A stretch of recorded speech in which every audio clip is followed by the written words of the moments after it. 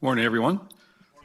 I'm happy to report that overall crime in Fargo is down 2022 compared to 2021 in all categories, some more than others, and we'll go over those numbers, but I think that's a nice way to start the conversation. Our crime numbers are heading in the right direction. I would attribute that not only to the excellent work of our department members, but the excellent participation and partnership with our community, because you don't really solve crime, address crime, prevent crime without strong community police partnerships, and I feel like we have that in many areas of our city. So things are going in a good direction from that perspective. Looking particularly at the different crime categories, and this is part of the incident-based reporting system numbers that we send to the state, North Dakota, that ultimately then goes to the FBI for their national incident-based reporting numbers. It's categorized in different fashions here. So the first box on the left, you'll see offenses against persons, which is a whole list of those related crimes. We saw that was the slightest decrease, but we do see a slight decrease there. Most notably, murders, one less than 2021. We're going to talk about clearance rates here in a little bit as well, because it's also important that even when we have crime, our ability to solve crime is also an important factor from a public safety perspective. We do have a couple of areas of concern in crimes against persons. Ag assault and rape are still a couple of those crimes that we want to have a greater impact on, and we're going to focus on into 2023.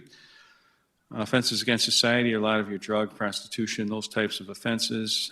There's a reduction in that category as well. I think the most prominent one is our offenses against property, where we see a 24% reduction in burglary. That's a big deal. People can receive a lot of trauma from having their house, garage, etc. burglarized and property taken. We saw that as a high number last year, and it's good to see that number coming down in 2022. And overall, property crimes are down 9%. Overall offenses, so 2022 compared to 2021, we had 1,000 fewer reported crimes. That's a 7% decrease. Again, that's excellent. If you go below the percent cleared, there's a 1% increase. 32% of those crimes are cleared by arrest. Also a very good number. Of course, we want to continue to improve clearance rates, not only across the board, but in some of these specific violent crimes as well. And then our crime per 100,000 population is also reduced 7%. The arrests, another interesting fact that while crime is reduced, arrests almost all across the board went down. So again, I think we're concentrating on the right folks and trying to connect them with the crimes that they're committing and help keep our city safer. A couple of specific categories. So these numbers are aggregated in the aggravated assault numbers that you saw on the first page. But these are important categories that people are concerned with, and they often are confused about what this terminology means. And it can also have an adverse effect on perception of safety. So the first category is shots fired. These are instances where someone fires an actual firearm. No one is hit. A car could be hit. A house could be hit. Shots could be fired in the air with nothing hit. Those are shots fired incidents. So in 2022, there's a slight increase there, 38 to 31. Clearance rate, a little bit lower, but again, those are difficult cases because we often may not have witnesses. We usually have callers who tell us that there was some type of gunfire. We'll go out and investigate that. But by virtue of our relationship with the ATF and the National Integrated Ballistic Information Network, we look at all ballistic evidence that we collect, and we're able to connect it to other crimes, other crime scenes, other firearms that come into our possession through arrest or other means. That also helps clear some of these crimes that we would otherwise may not be able to clear. That relationship is going to continue to grow with the ATF, and we're excited about that. Shootings are instances where people are actually shot by another person. So suicide is not a shooting. Someone who accidentally shoots themselves is not a shooting. Someone else shooting someone else. And so if you look in 2022, 2021, we had the same amount of shooting incidents, 7 incidents. But we've got a little reduction in victims. We had 8 victims in 22, and we had 9 victims in 21. The big key here also is looking at the 2022 clearance rate of 86%. 6 out of those 7 incidents are cleared, and we are actively working on that last shooting incident and very confident that that'll be cleared up in due time as well. Murder and non-negligent manslaughter. And so again, just to clarify, so if someone is shot and they die, that's counted under the murders. It's not counted as a shooting, otherwise we'd be double counting. So those shootings are all non-fatal. Murder, of course, is by a number of different means, but these are fatalities or non-negligent manslaughter. That number's down in 22, 4 versus 5 in 2021. Our victim count is down from 5 to 6. And we've got 75% of our murders cleared in 22, with the last case, that double homicide from the end of the year, that is still actively being investigated, and we have good leads in that case. Moving along to some other key categories, our mental health calls for service. So this has been obviously a big point of discussion in Fargo nationally for a long time. And an accurate accounting of mental health calls has always been a little challenging. So we tasked our intelligence and analysis unit with coming up with some new coding. I messaged that out to our officers. Again, they have to properly code their calls.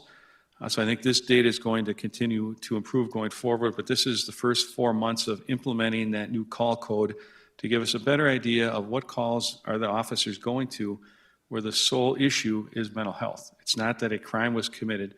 Certainly, aside from someone's mental health condition, it might have been criminal, but because of the mental health condition, it won't be. And we're continuing to go to these calls and trying to deal with folks who have mental health crisis as their issues. It's frustrating for the officers. It's frustrating for the community when in some instances we can't make an arrest or the person is taken for mental health evaluation and the victim is left with, that's still the victimization of property damage, et cetera, or the fear that some of these folks may cause as they find themselves in crisis in certain situations. So we started tracking this using the new call code. So over 4 months, we've got just under 28,000 calls for service with this mental health call code. So that's 28,000 calls in which mental health was involved. That's a lot of calls for service that our officers are taking, and there's really no underlying crime per se.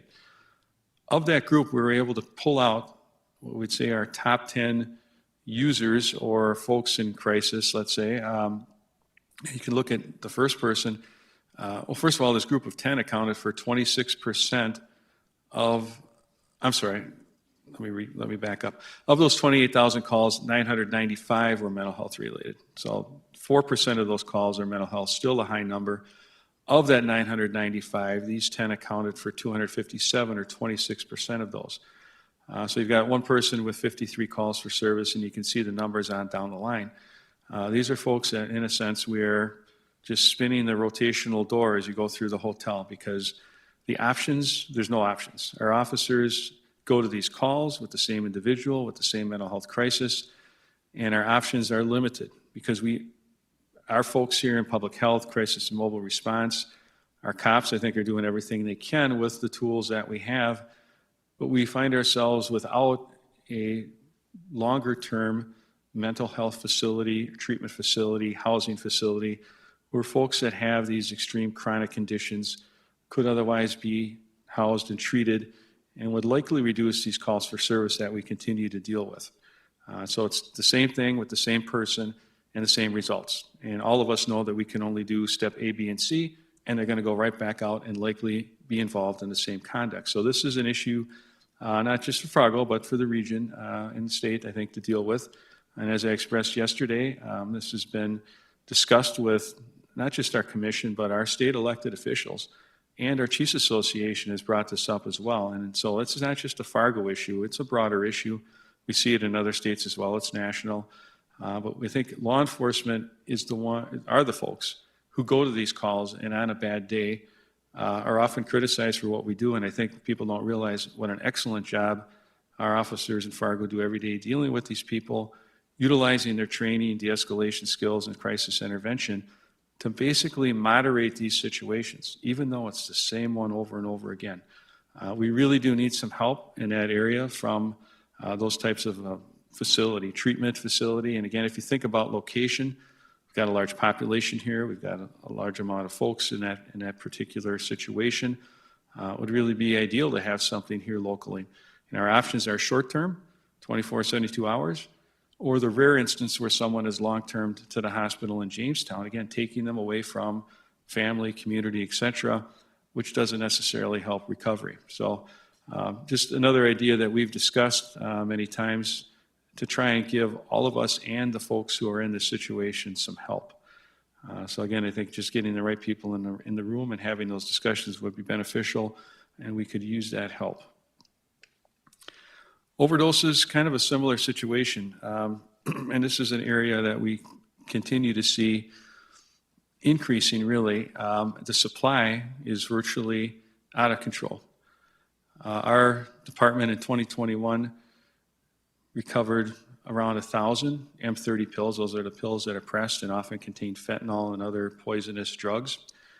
In 2022, and in 2022, if you remember, we also joined the Cass County Drug Task Force, so a combined number, but similar stuff. The unit recovered just under 11,000.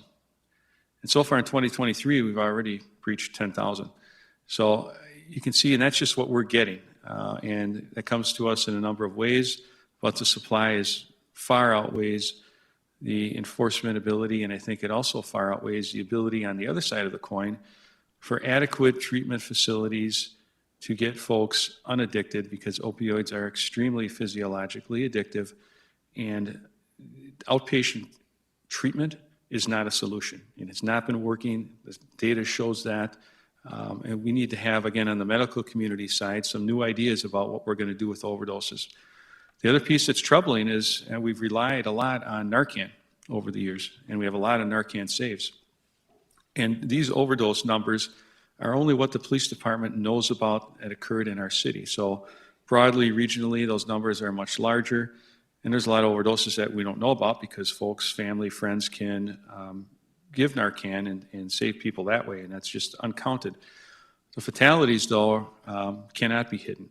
And so far this year, we've already had 5 fatalities, which is the highest 2-month period of any of those 5-year statistics that you're looking at.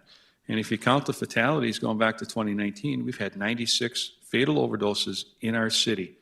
96 people died because of overdose, poisonings, et cetera.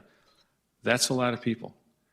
I don't see that getting any better. And again, this area we need, on the law enforcement side, more help on a number of ways. Supply is one thing that's a little bit out of our control locally, but the treatment. We need some type of bona fide inpatient ability for folks to become unaddicted to the point where maybe they can help themselves. And again, that's another area we've talked with state legislators about as well, and had discussions with commission folks in terms of trying to come up with some ideas. But we need help from the medical community on that in terms of what's a good approach.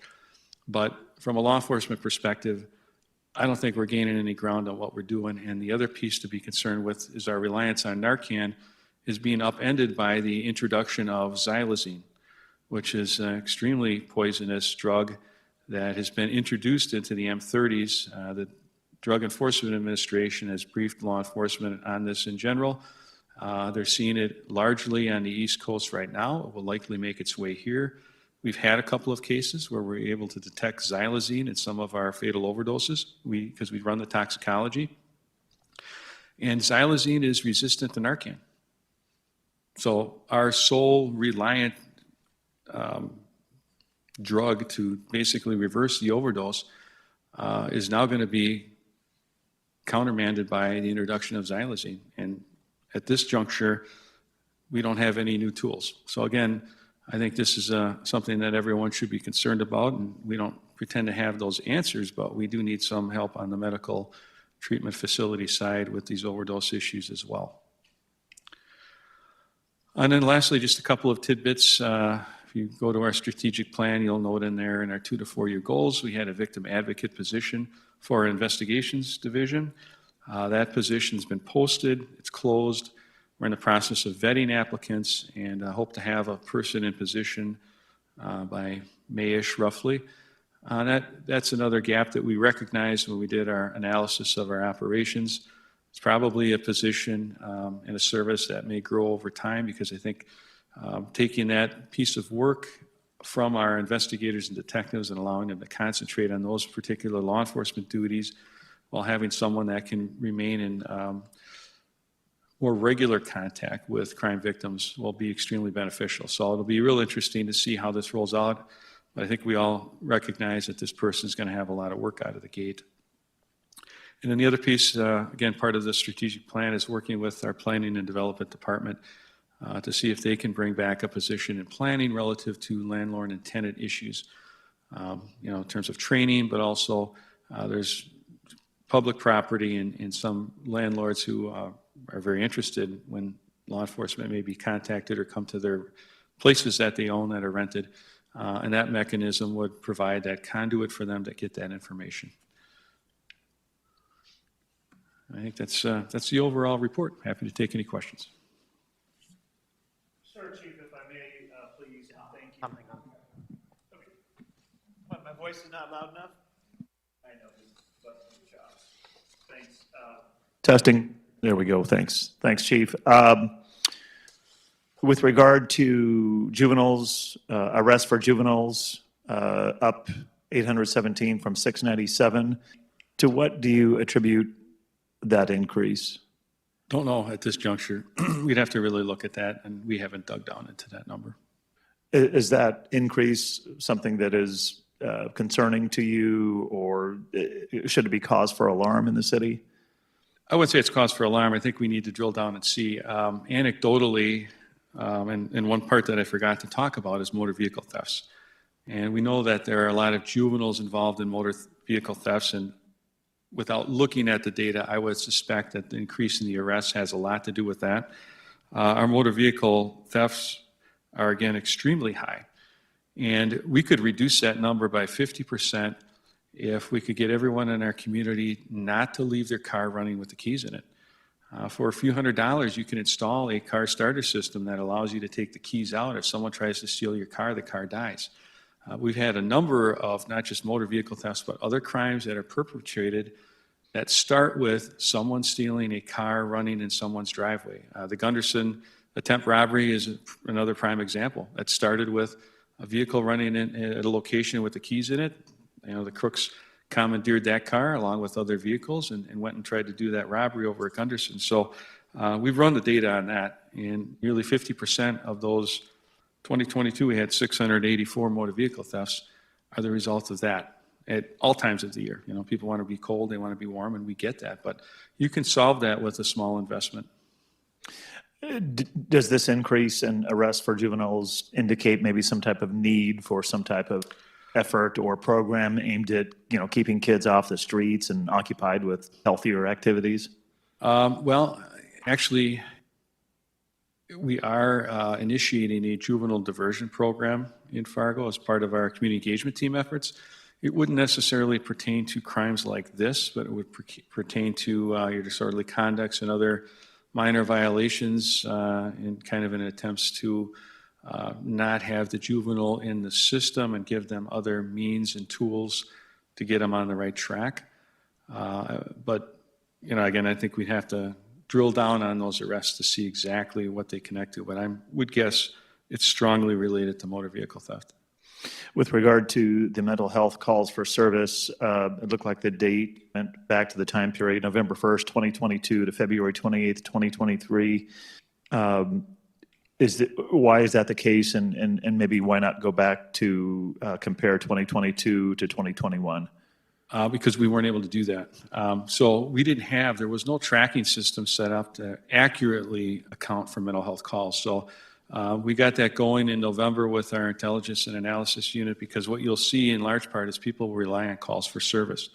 Calls for service in almost every category is not reliable, because what a call starts out as, oftentimes it turns out to be something else. And we'll get sent to an entry in progress, and we'll get there and we'll find out that what's happening is someone in a mental health crisis is trying to enter a place, and that's not going to be necessarily a crime, it's a mental health issue. And so we kind of trained our cops and put this together in terms of them identifying a call you were sent to that really the whole underlying piece is mental health, and then adding that or coding that in the calls for service so that we can pull that data out. So I think that data is going to get richer as we grow, but we've only got 4 months of being able to do it that way. All right, and then finally, and thank you again, with regard to future plans, the landlord-tenant position, exactly what will the role of that person be? Are they going to be focused on, resolving disputes and disagreements between tenants and landlords? If you could elaborate on that a little bit. Well, and I would have to really defer to a planning and development director, but we've had some general conversations. At some point, there was a position that I believe, and this exists in other departments. I've had it, seen it in Milwaukee and Beloit as well, a position that does do landlord-tenant disputes, provides training for landlords, provides them, directs them to services, but also can serve as a conduit for either public city property and or landlord associations who want to know when there's police calls to their facility so that they can properly monitor their renters, that kind of thing. And so they're not able to get specific info other than, being able to flag those calls that are at those particular locations, and then it would be up to the landlord or the association to make an open records request to see exactly what happened there and decide if they need to take any action as a landlord. Thank you. Sure. Thanks, Chief. I know that a couple weeks ago you talked about Xylazine was found in some overdoses, and then you just mentioned it here. Have you found Xylazine in its form on the streets? Have you guys found that here in Fargo? Not that we're aware of, and I don't know that we would because it's pressed in the pill. So when we get to the M30 pills, and that's kind of the other danger of the M30 pills, you really don't know what's all pressed into it. They are manufactured in Mexico. That's where they're pressed. The fentanyl comes from China. This is according to the DEA. And they are now adding in xylazine and along with fentanyl. Sometimes you have carfentanil, which is another form of that. But they're pressed in a pill. So until it actually gets either in a toxicology report or maybe a crime lab examination, but I'm not so sure that the lab actually crushes those to determine what's in them. I'm not sure that they're able to do that. Is there any antidote for Xylazine, or is that still up to medical experts to figure out? Yeah, I'm not aware of any anecdote to a xylazine overdose. What I do know is because it's not an opioid, it is not affected by Narcan, and you're not going to be able to reverse that. And frankly, even with opioid overdoses and Narcan, some of the more potent mixtures are also kind of resistant to Narcan, and sometimes we have to revive people 2 or 3 times in order to get their brain to start telling them to breathe again. And some people, 15 or 20 minutes after that, will relapse because that Narcan hit is only good for so long, and will think they're okay, or they start to transport them, and all of a sudden the effects of Narcan are eliminated and they're right back into not breathing again. So it's a pretty dangerous situation. Chief, you mentioned burglaries being down by 24%. Do you have any specific reasoning for that, and attribute that to anything at all? Well, we did a kind of a big concentration on burglary last year. I mean, we talked a lot about our biggest category at the beginning of 22 really were our property crimes, our thefts and our burglaries. And so I think it's a concerted effort there. But in addition to that, at the beginning of the year, we got our full IAU complement, our intelligence and analyst persons up to snuff and starting to really pull and identify trends. And so in a lot of the arrests that we've made, we're connecting other crimes that maybe we wouldn't have connected. Perfect example is that guy that got arrested for doing a series of burglaries over on 32nd Avenue South, where he was continuing to enter the building and doing other things on computers there. They noticed that trend. It had happened not just there, but in other places, but there was some other particular methods of operation that individual deployed that our IAU team picked up on.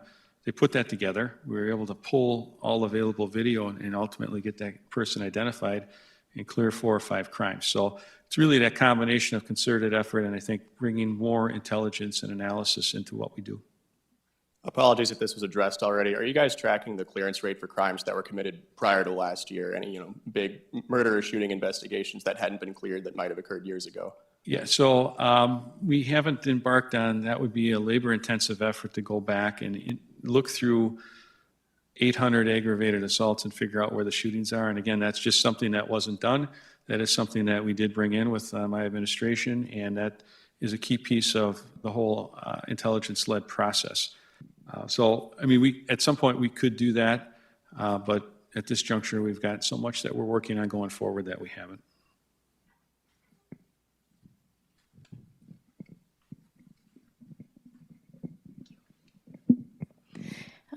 Chief, on the mental health calls issue, you mentioned that, 25% of the calls are from 10 individuals about? 26%. Okay. Close. So I guess the question I have is, you said there's usually no underlying crime involved with that. Is there a public safety concern there? I mean, the question I guess is there another agency that could be responding to those calls?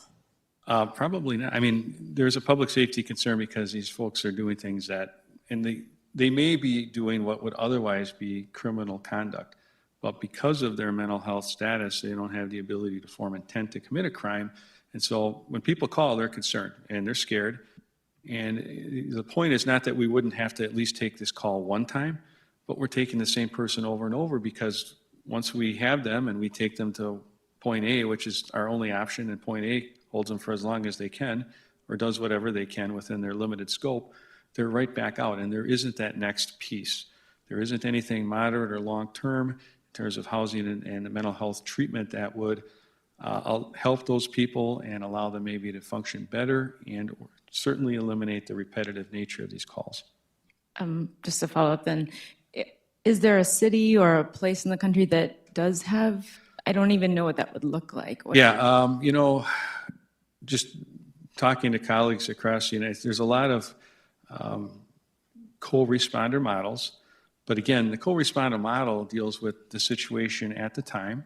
And there's some success in that, but without that next step, your success is limited. And that's, the big kicker to a lot of this is personnel and facilities, money, right?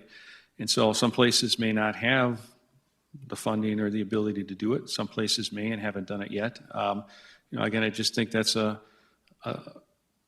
big need that we should look at in Fargo and in North Dakota in general, because I think we would have the ability, either through public-private partnerships or a number of different means, to put something together and try and address that.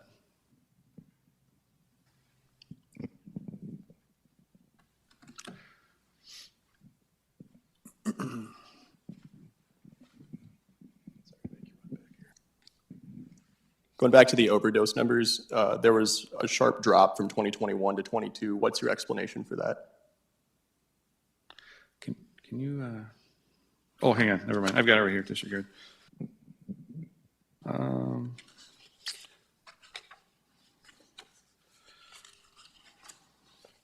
Why it dropped, I couldn't tell you specifically, but let me just do that real quick.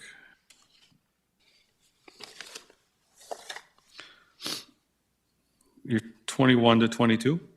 Yeah, the total numbers seem to go down. Yeah, no, nothing really specific other than, the fatalities are still very high and they're higher than the prior years. The non-fatal ones, again, are what we know about, but there's a lot more non-fatals that we don't know about. So just in terms of what we're seeing with the fatalities and the narcotics, the opioids that are involved, we're not improving. So any iteration of 1 year is slightly less than the next year. Again, if you look at the 5-year trend, and actually if you went back to 2018, it's even a larger trend, we're losing a lot of people, and it's really not getting better. We don't see consistent reductions in any category. So this is probably one of the first years that we've seen crime decrease. And I know a lot of people have talked about our crime increasing because of population increases. So what's the plan going forward to continue that, at least a steady line, if not having crime decrease over the next few years? Sure, of course, that is everybody's ultimate goal. One of the things from the police department perspective that we've added into our strategic plan is staffing. A goal of 1.6% per thousand for sworn officers, which I think is a reasonable but necessary personnel allotment, because the city continues to grow in leaps and bounds. And I think over the years in general, staffing in the police department has not kept up. Maybe the same in other city departments as well, but just particular from the police department, we need more personnel on the ground to continue to do the work that we're doing and to continue then take on the additional population. We are seeing a lot of growth. I had a great presentation yesterday about our prospective growth in the city and in the region, and those arrows are all going up. So that's one of the things we'll do and continue to develop the department as part of our organizational structure to also create, the necessary divisions, units, components to take on that task as well. That's a collaborative effort with our commission. Did I hear you correctly say, Chief, that the goal for staffing is 1.6% Per thousand, per 1,000? right. And then, so what is that percentage currently? That would put us probably minus about 21 sworn positions from that number. Okay, so, but do you know what currently as a percentage of the population, what that rate might be? What we're at right now? Yes, sir. Yeah, I think we're around 1.3%. 1.3, Right. okay. And down minus 21. Yeah, if we went to a 1.6%, I would estimate it's about 21 positions, sworn positions. Okay, but that's not an indication of how many officers you are currently short or how many positions are currently open, is that correct? No, right, that's above and beyond authorized strength. Okay, thank you. Thanks.